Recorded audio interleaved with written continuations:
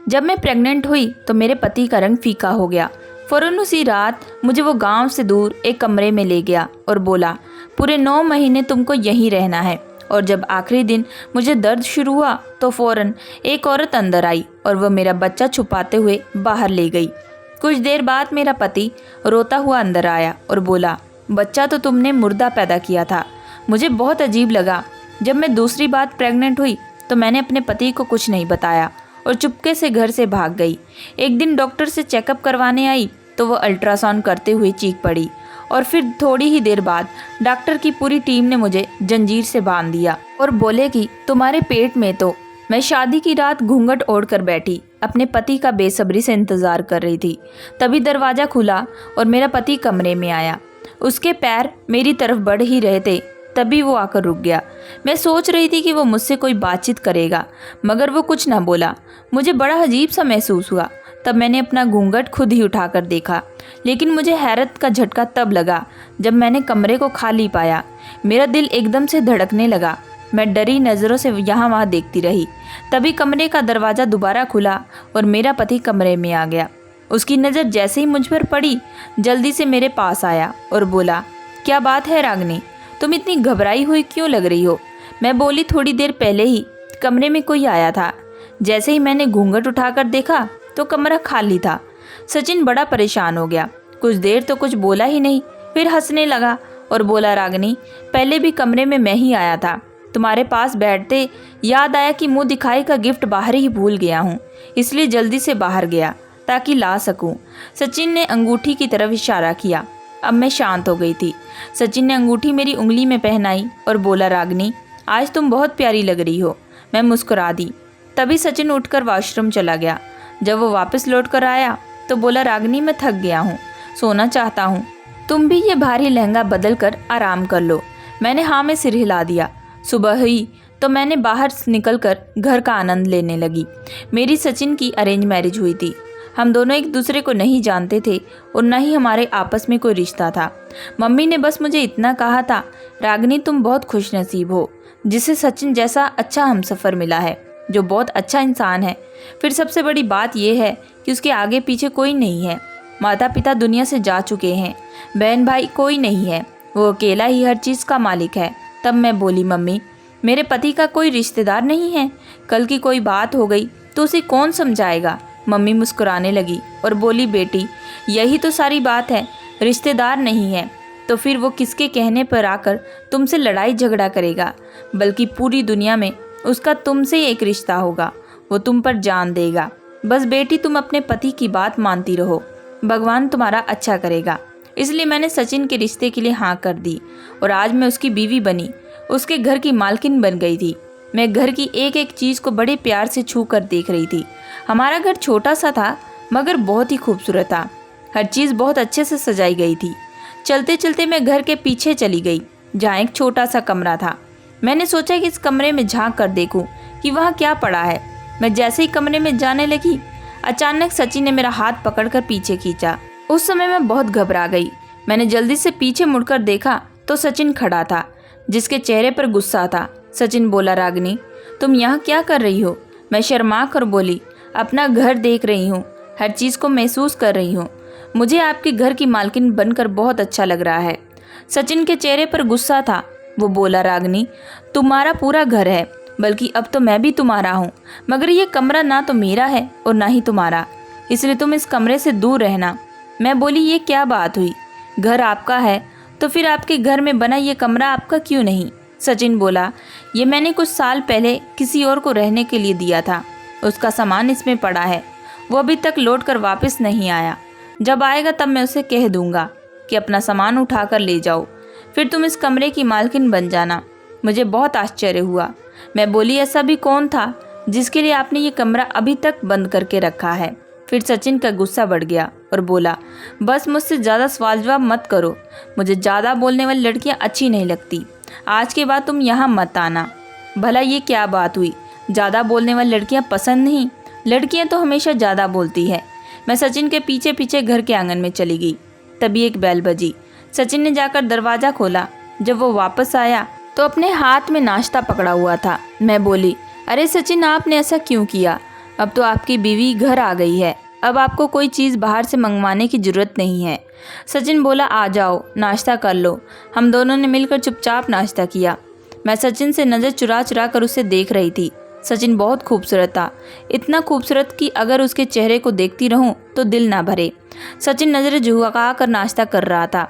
जब मैं उसके लंबे घने पलकों को देखती रह गई तब सचिन बोला, रागनी, मेरा चेहरा बाद में देख लेना, पहले नाश्ता कर लो। मैं तो एकदम से हड़बड़ा गई थी, मेरी चोरी जो पकड़ी गई। मुझे तो इस बात की हैरत थी कि सचिन को कैसे पता चल गया कि मैं उसकी ओर देख रही हूँ। नाश्ता करने के बाद सचिन सारे बर्तन उठाकर किचन में ले गया और धोकर रख भी आया। मैं बहुत खुश थी।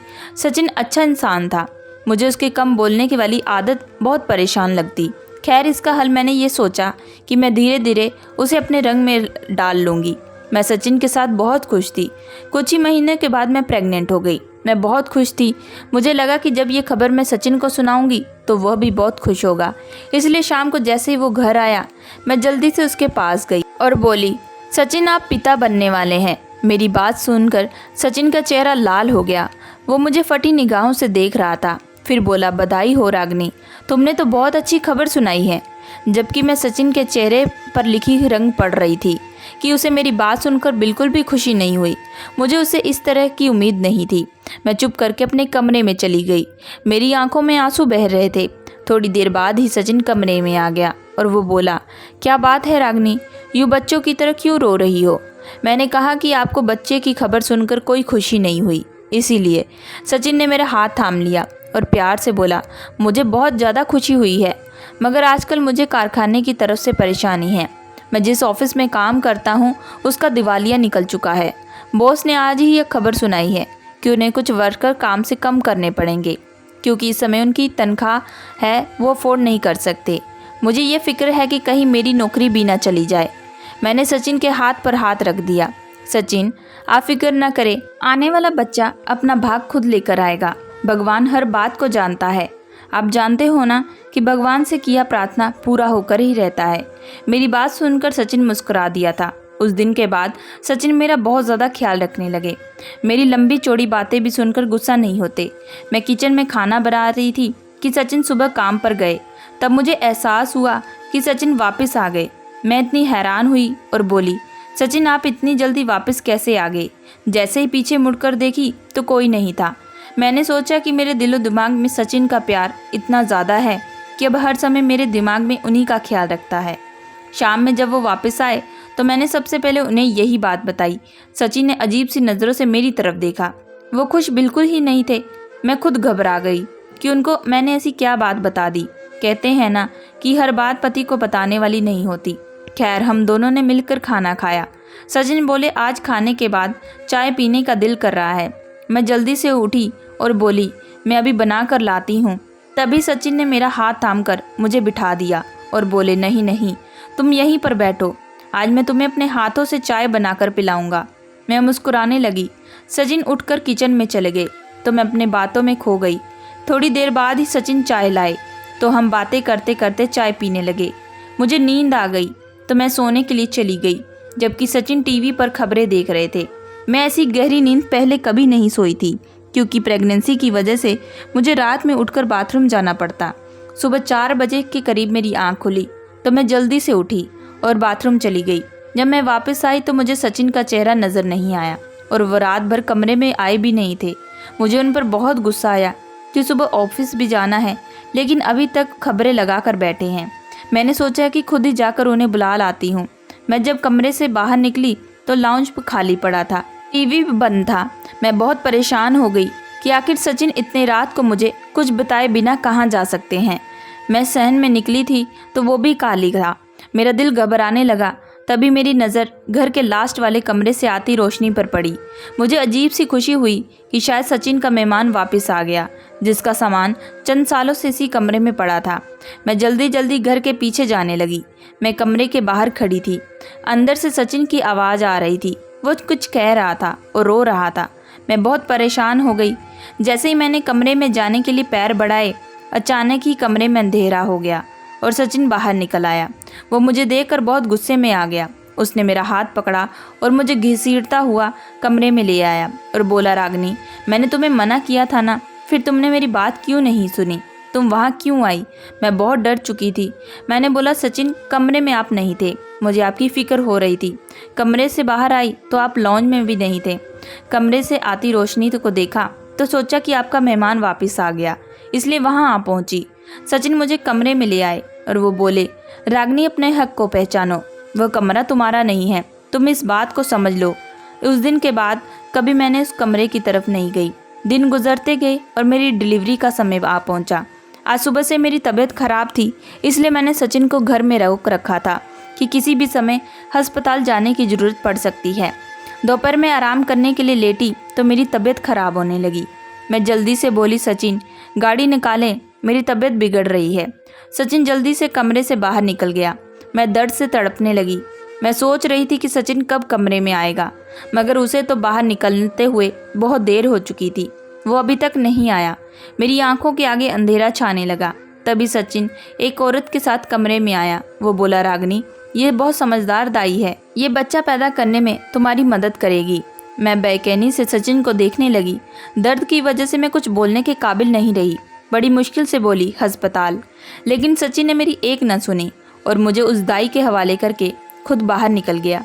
दाई मुझ पर जोर और आजमाइश करने लगी और तकरीबन 3 घंटे की तकलीफ़ के बाद मेरे कानों में बच्चे की रोने की आवाज़ पड़ी।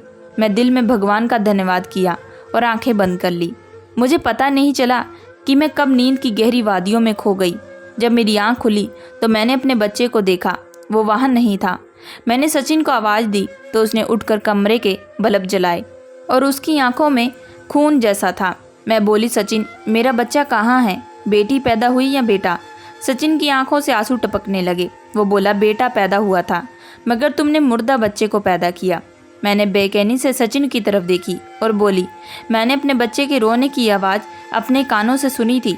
सचिन बोला, तुम तो बेहोश हो गई थी, नींद में सुनी होगी आवाज़।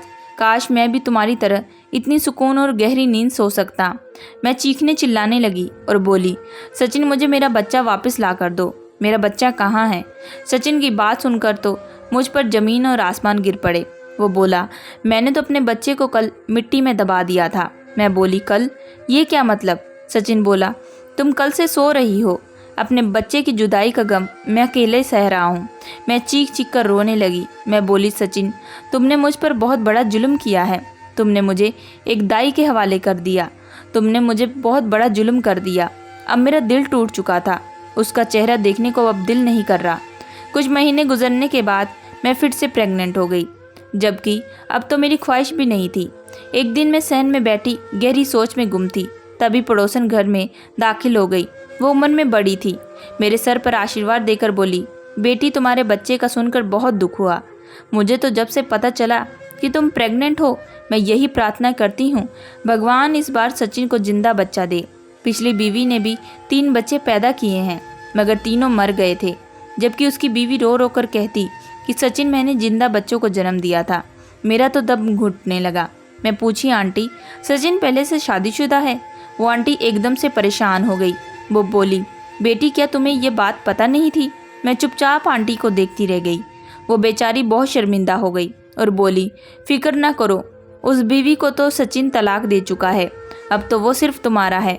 मेरी पड़ोसन जैसे ही घर से निकली, मैंने अपने 2 कपड़े बैग में डाले और घर से निकल गई। मैं जानती थी कि सचिन की पहली पत्नी सच कह रही होगी, क्योंकि मैंने भी तो अपने बच्चे की रोने की आवाज़ सुनी थी। मुझे अब सचिन से डर लगने लगा। ना जाने वो ये सब क्यों कर रहा था। मैं अपने माता पिता के घर नहीं जा सकती थी, क्योंकि सचिन वहाँ मेरे पीछे आ जाता और मेरे माता पिता मुझे उसके साथ ज़बरदस्ती घर भेज देते। मैं अपनी एक दोस्त के घर चली गई। वो बहुत अच्छी थी। उसके घर में बस वो और उसकी मम्मी रहती। मेरी दोस्त नर्स की जॉब करती और उसके घर में आंटी अकेले रहती। उन्हें पता था कि मैं प्रेग्नेंट हूँ। मैंने उन्हें अपनी सारी बात भी सुना दी, इसलिए वो मेरा बहुत ख्याल रखती। एक दिन मैं और आंटी अस्पताल गए चेकअप के लिए। डॉक्टर ने अल्ट्रासाउंड किया तो अचानक से चीख पड़ी। डॉक्टर ने मुझे कुर्सी पर बैठने को कहा और खुद बाहर निकल गई। मैं और आंटी हक्का बक्का सी उसे देख रही थी। थोड़ी देर के बाद वो डॉक्टर अपनी नर्स के साथ कमरे में वापस आई। उसने मुझे बेड पर लेटाकर जंजीरों से बांध दिया। मैं तो डर के मारे थर थर काँपने लगी। आंटी ये सब देखकर गुस्से में आ गई थी। डॉक्टर को गुस्सा होकर बोली, ये क्या बदतमीजी लगा कर रखी है? तुम डॉक्टर हो या जानवर? खोलो मेरी बेटी को जंजीरों से, नहीं तो मैं पुलिस को बुला लूँगी। डॉक्टर बोला, मम्मी आप फिक्र क्यों कर रही हैं? ये सब हम आपकी बेटी की सही के लिए ही तो कर रहे हैं। ये देखिए, इसके पेट में आधा इंसान का बच्चा है और आधा जानवर का। ये बच्चा पैदा नहीं होना चाहिए। अगर पैदा हो गया तो वो माँ अपनी ममता के तहत इसको पालने लगेगी, मगर तब तक बहुत तबाही मच जाएगी। हम इस बच्चे को ख़त्म करना चाहते हैं। मम्मी आप ऑपरेशन के कागज़ पर साइन कर दें। आंटी बोली, आप मेरी बच्ची को छोड़ दें अभी और इसी समय। मैं पता करती हूँ कि क्या बात है। मम्मी मुझे अस्पताल से बड़ी मुश्किल से बाहर निकलवा कर लाई थी। मैंने आंटी से कहा कि मैं अपने पति के घर जाना चाहती हूँ, वो ही बताएगा आखिर बात क्या है। हम दोनों घर चले गए। घर खाली पड़ा था। मैं आंटी को घर के पीछे ले गई। मेरी हैरत की इंतहा न रही। वो कमरा खुला हुआ था। सचिन भी वहीं पर बैठा हुआ था। मैं कमरे में गई। सचिन मुझे देखकर बहुत डर गया। मैं बोली, मेरे पेट में पलने वाला बच्चा आधा इंसान है और आधा जानवर। इसके पीछे क्या राज छुपा है? मुझे वो तुमसे जानना है। सचिन रोने लगा और बोला, रागनी, मैं एक बहुत ख़राब इंसान हूँ। मैं अपनी जवानी के दिनों में बहुत पाप कर रहा था। हमारे घर में एक औरत काम करने आती। कभी कभी उसके साथ उसकी जवान बेटी भी आती। वो बहुत ज़्यादा खूबसूरत थी। मैं उस पर फ़िदा हो गया। मैंने उससे कहा कि मैं तुमसे शादी करना चाहता हूँ। वो भी बहुत खुश हुई। हमारी दोस्ती हो गई और मैंने उसकी गरीबी का फ़ायदा उठा लिया, जिसकी वजह से वो प्रेग्नेंट हो गई। उसने मुझ पर बहुत ज़्यादा जोर डाला कि मैं उससे विवाह करके घर ले आऊं, लेकिन मैंने उन्हें साफ साफ इनकार कर दिया। तब उसने मेरे मम्मी पापा को मेरी बात बता दी। तब मैंने सबके सामने उसके मुंह पर थप्पड़ भी मार डाला। मैं बोला, इस दुनिया में मेरे लिए तुम ही रह गई थी क्या? मैं तो जूता भी ब्रांडेड का पहनता हूँ, फिर तुम जैसी गरीबों से विवाह कैसे कर लूँ? वो रोती हुई घर चली गई। फिर मुझे पता चला कि उसने अबॉर्शन करवा लिया। कुछ महीनों के बाद मेरी शादी मेरी मम्मी ने करवा दी। मेरी पहली बच्ची ऐसी हुई थी। उसने 2 घंटे दुनिया में सांस लिया और फिर चल बसी। मैं और मम्मी बहुत परेशान थी। बाबा के पास गए तो वो बोले, सचिन, तुम पर तुम्हारी किसी महबूबा ने काला जादू किया है। ये काला जादू बहुत ज़्यादा भारी है। ये कई कई महीने चिल्ले काट कर किया गया है ताकि तुम्हारा बच्चा आधा जानवर हो। मैं तुम्हारे लिए तोड़ कर देता हूँ। मैं बहुत ज़्यादा घबरा गया था और फिर वही हुआ जिसका डर था। वो बाबा भी जादू कर रहे थे कि मर गए। मुझे मालूम पड़ गया था कि वो शैतानी ताकत का मुकाबला नहीं कर पाए। मेरे 3 बच्चे ऐसे ही पैदा हुए थे। मैंने अपनी पत्नी से कहा कि तुम बच्चे मृत जन्मती हो। उसे मेरी बात का भरोसा नहीं था, इसलिए मुझसे तलाक लेकर चली गई। इस कहानी के 10 साल बाद मैंने तुमसे विवाह किया, इस भरोसे पर कि क्या पता वो जादू कमज़ोर पड़ गया होगा, मगर ऐसा नहीं हुआ। तुमने बच्चा जिंदा ही पैदा किया था, मगर फिर वो मर गया। मैं अजीब नज़रों से सचिन को देख रही थी। मैंने सचिन से कहा कि अब मुझे तुमसे डिवोर्स चाहिए, तो उसने मुझे डिवोर्स दे दिया। कुछ दिन के बाद मैंने इस बच्चे को जन्म दिया था। वो थोड़ी देर ही जिंदा रहा और फिर मर गया। उस बच्चे के साथ मैं भी अंदर से मर गई। मैं अपने मम्मी पापा के घर वापस चली गई तो उन्होंने मुझे बोझ समझकर घर से नहीं निकाला, बल्कि मुझे बहुत खुशी खुशी अपने घर में रख लिया था। मैं खुशहाल ज़िंदगी गुजार रही हूँ, मगर मेरे दिल से वो दुख और खौफ नहीं जाता। दोस्तों, मैं आशा करती हूँ कि आप लोगों को ये कहानी पसंद आई होगी। अगर आप लोगों को ये कहानी पसंद आई है तो प्लीज़ हमारे चैनल को लाइक एंड सब्सक्राइब ज़रूर करिएगा एंड बेल आइकन का बटन ज़रूर दबाइएगा।